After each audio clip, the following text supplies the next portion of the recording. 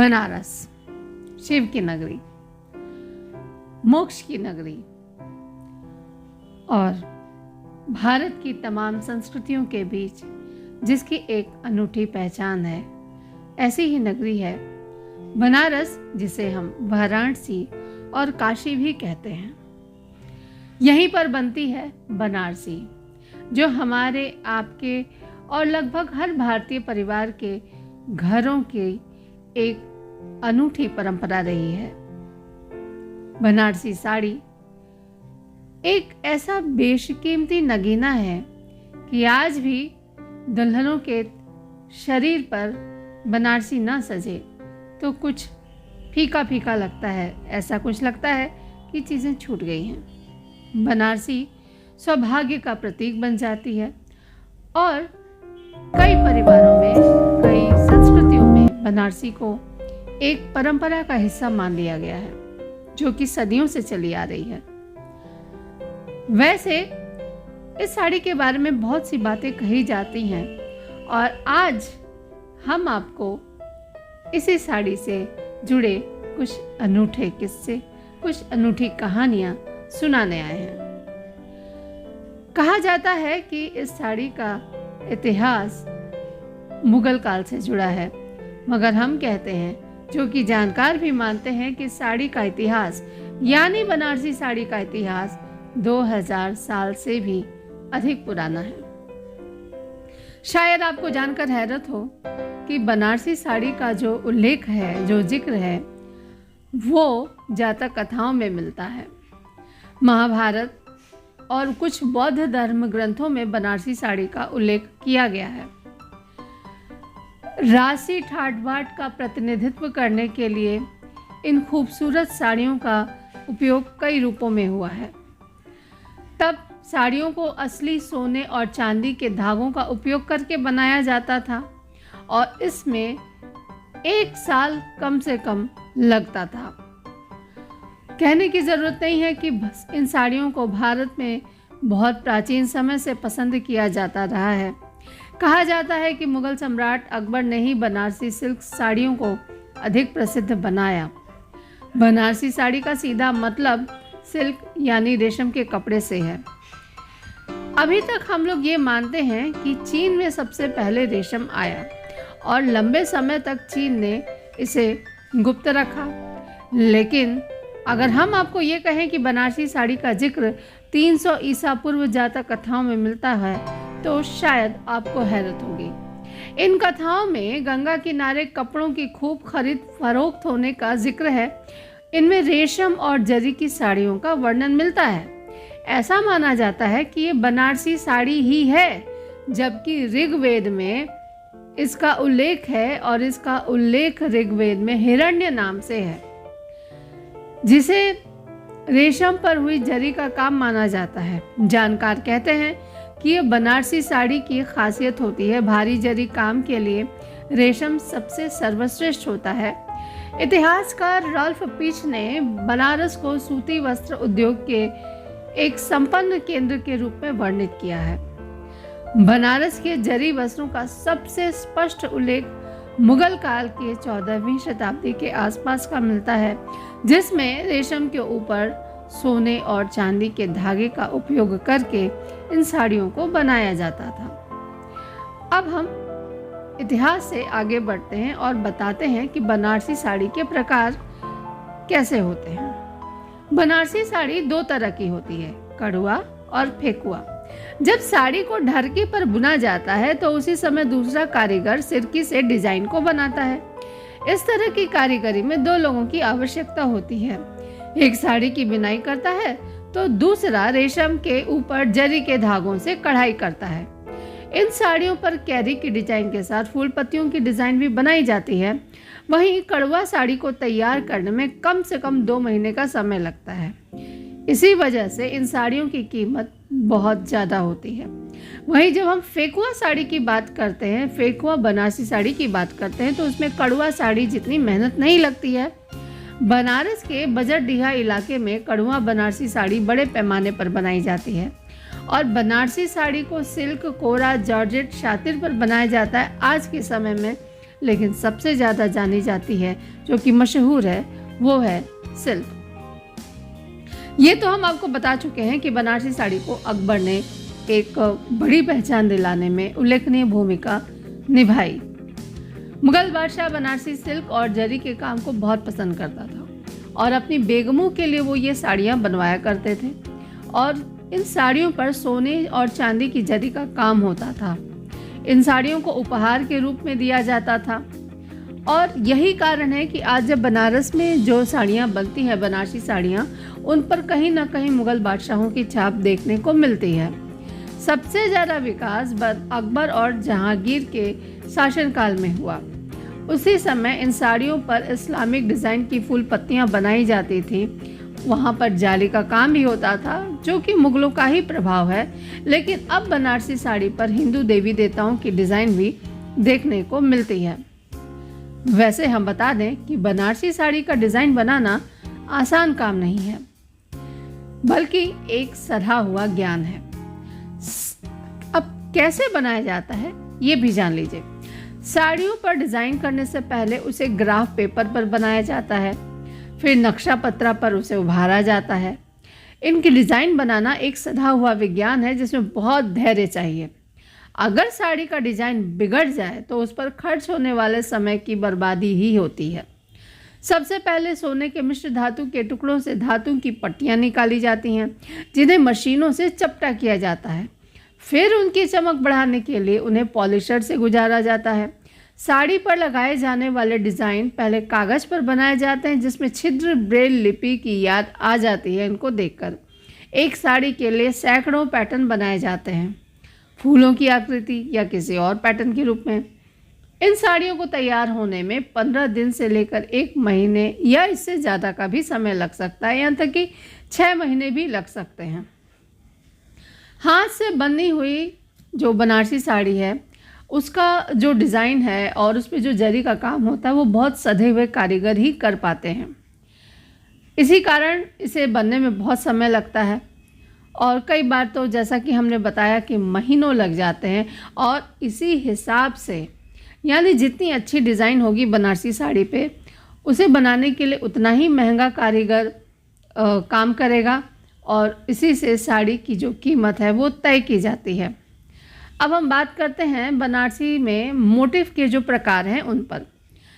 बनारसी साड़ी में एक बूटी होती है। बूटी क्या है? वो छोटे छोटे तस्वीरों की आकृति लिए हुए होती है।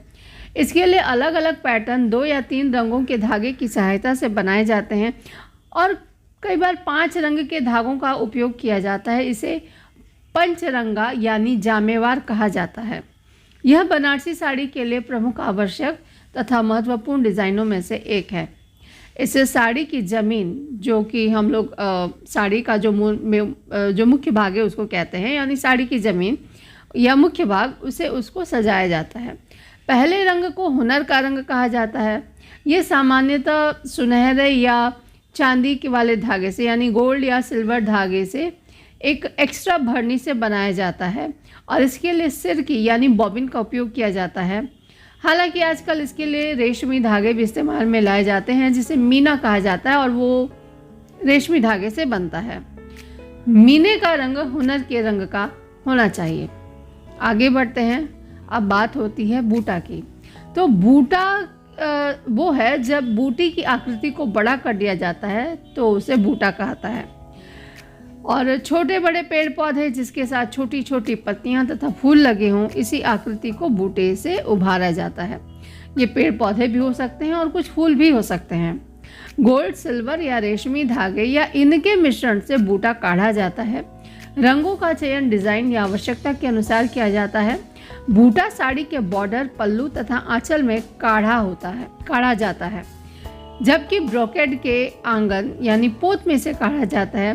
कभी कभी साड़ी के किनारे में खास प्रकार के बूटे को काढ़ा जाता है, जिसे बनारस की भाषा में कोनिया भी कहा जाता है।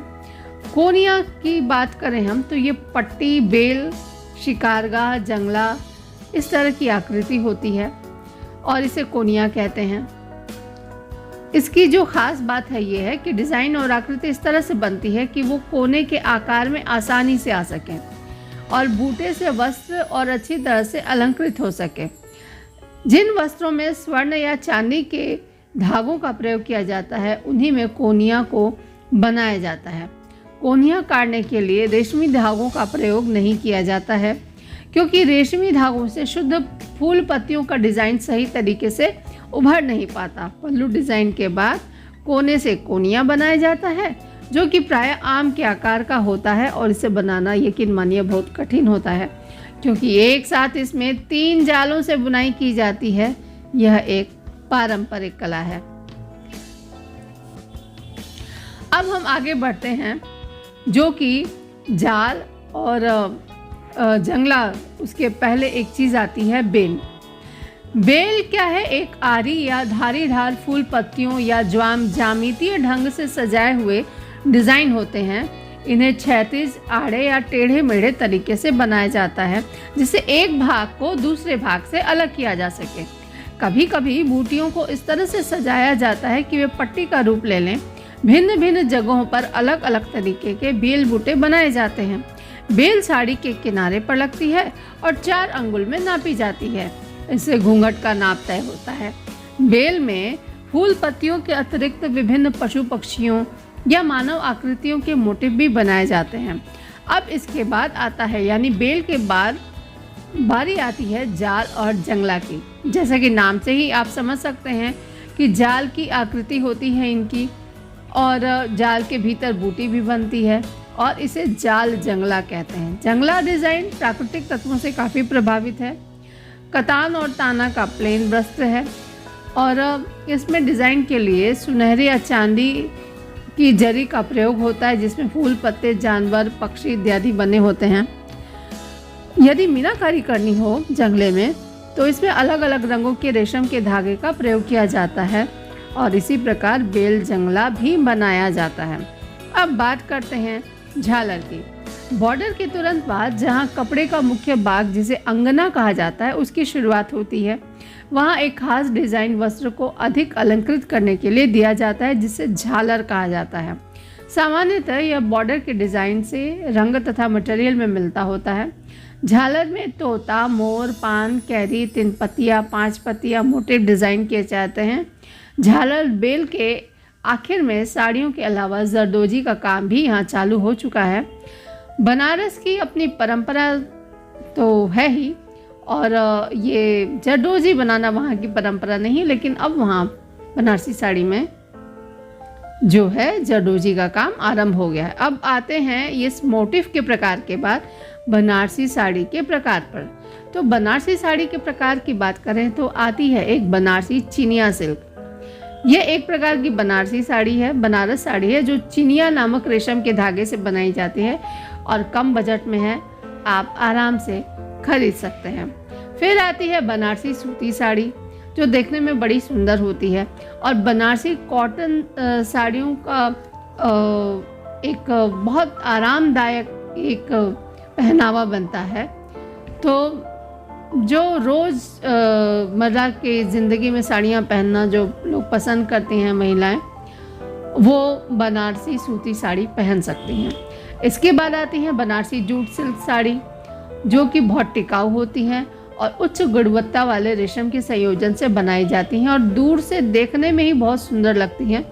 आप इसे पहनकर कहीं भी जा सकती हैं। अब आती है शिफॉन बनारसी सिल्क साड़ी। तो ये बहुत ख़ास प्रकार की बनारसी साड़ी है, जो गर्मियों के लिए बहुत ही शानदार और आरामदेह है। आप इसे कभी भी पहन सकती हैं, आपको बहुत आराम महसूस होगा।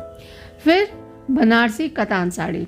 बनारसी कतान सिल्क की जो ख़ास बात है कि बेहद हल्की होती हैं, और इसकी जो बुनाई तकनीक है वो बहुत अलग है, जिसमें रेशम की ताकत के साथ कपास की कोमलता भी आपको दिखेगी। बनारसी कुबेर सिल्क। बनारसी कुबेर सिल्क साड़ियाँ बढ़िया रेशम सामग्री से बनी होती हैं, नरम है, हल्का है, और इसमें मतलब एक फ्लोनेस है, बहने वाला गुण है, जो इसकी जो चमकती एक मौजूदगी है उसे और भी सुंदर बनाता है, और आप इसे शादी के मौके पर या किसी भी उत्सव में पहन सकते हैं। बनारसी जॉर्जेट, ये बहुत ही आर्टिस्टिक है, बहुत ही कलात्मकता से भरी हुई साड़ी है, और इसमें एक बहुत अंतरिम तौर पे जिसको बुना जाता है इंटरवोवन डिज़ाइन तकनीक इस्तेमाल की जाती है। कपड़े का जो डिज़ाइन होता है वो हमारी भारतीय विरासत को प्रदर्शित करता है। जरी का काम होता है, पत्थर का काम होता है, कुशल बुनकर और कारीगर ही तैयार करते हैं। इसके बाद बनारसी मॉडल सिल्क, वो मॉडल फैब्रिक के साथ इसमें जो आराम है उसके साथ ही बनारसी के जटिल डिज़ाइन आपको दिखेंगे इसमें। और आप कह सकते हैं कि पारंपरिक बनारसी और एक आधुनिकता का एक संगम है। ये बहुत नर्म है और रोज़मर्रा की ज़िंदगी में पहनी जाती है। निश्चित रूप से बनारसी साड़ी में बहुत से उपयोग हुए हैं, तो बहुत सारे प्रयोग भी हुए हैं। तो आजकल जो है बनारसी वो सिर्फ साड़ी ही नहीं रह गया, बल्कि इसे सजावट के लिए भी बहुत तेज़ी से इस्तेमाल में लाया जा रहा है। यानी आप सिर्फ बनारसी पहन ही नहीं सकती हैं, बल्कि बनारसी से आप घर को सजा भी सकती हैं। पोटली है, गिफ्टिंग बैग है, पर्दे हैं, ब्रोकेड है, यहाँ तक कि गहने हैं, कुशन कवर है, टेबल रनर है, पर्दे, छत या आप जो पैकिंग पेपर हैं, शादी के कार्ड है, इन सब में बनारसी का उपयोग किया जा रहा है। लेकिन जो उसकी पहचान है वो बनारसी ही है।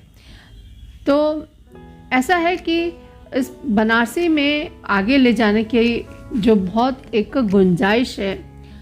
और उस साड़ी को सबसे अच्छी बात यह है कि बनारसी साड़ी को एक जीआई टैग मिल चुका है। यानी बनारसी की साड़ी नकल करके चीनी मशीनों से एक सस्ती साड़ियाँ लोग तैयार करने लगे, जिससे यहाँ के कारीगरों को बहुत नुकसान होने लगा। तो इसे देखते हुए अब इन साड़ियों को जीआई टैग मिल चुका है, जो कि एक ख़ास इलाके हैं वहीं पर जो साड़ियाँ बनती हैं उन्हीं को आप बनारसी कह सकेंगे। यानी बनारस, मिर्ज़ापुर, चंदौली, जौनपुर और आजमगढ़ के जनपदों में बनने वाली साड़ी ही बनारसी कही जाएगी। ये तो बात हुई बनारसी साड़ी की, मगर सवाल ये है कि जब हम इतना पैसा लगा के, इतना खर्च करके जब इतनी महंगी बनारसी ख़रीद रहे हैं, तो निश्चित रूप से हमें शुद्धता की पहचान तो करनी होगी। तो वो कैसे करेंगे? तो असली बनारसी सिल्क साड़ी जो है वो बहुत मुलायम होती है, एक मखमली सा एहसास होता है। जब आप असली बनारसी साड़ी को पलटते हैं तो इसकी चमक और रंग एक जैसे ही होते हैं। वजन में हल्की होती है, लेकिन नकली साड़ियाँ जो हैं वो भारी हो सकती हैं। अब बात है कि रख रखाव कैसे करेंगे। बनारसी साड़ी का जो रख रखाव है वो बहुत ज़रूरी है, इसलिए कुछ ख़ास बातों का ध्यान तो बहुत ही रखिए। साड़ी को हाथ से धोइए, मशीन में मत डालिए, हल्का डिटर्जेंट इस्तेमाल कीजिए, ठंडे पानी से धोइए, सीधे धूप में मत सुखाइए, हमेशा छाया में सुखाइए। सूती कपड़े में लपेट कर रखिए, हमेशा सूखी जगह पे रखें जिससे नमी ना आ पाए। नमी में रखेंगे तो कीड़े लग सकते हैं और साड़ी में छेद होने लगेगा। और इसके बाद है कि कुछ भी अच्छा दिखना तो सबको अच्छा लगता है, लेकिन बजट का ध्यान आप हमेशा रखें। और आप इससे सिर्फ साड़ी ही नहीं बल्कि लहंगा बनवा सकती हैं, अनारकली सूट बनवा सकती हैं, साड़ी को स्कार्फ और शॉल में बदल सकती हैं, बैग या क्लच ले सकती हैं। और अगर आप पुरुष हैं तो जैकेट, कुर्ता, जोधपुरी, ट्राउज़र, पगड़ी, टाई, ये आप पर निर्भर करता है। तो बनारसी की कहानी आज यहीं तक। अगली बार किसी और नई कहानी के साथ हम आपके सामने उपस्थित होंगे। तो आज के लिए हमें दीजिए अनुमति, फिर हम आपसे मिलेंगे किसी अगले वीडियो में। नमस्कार।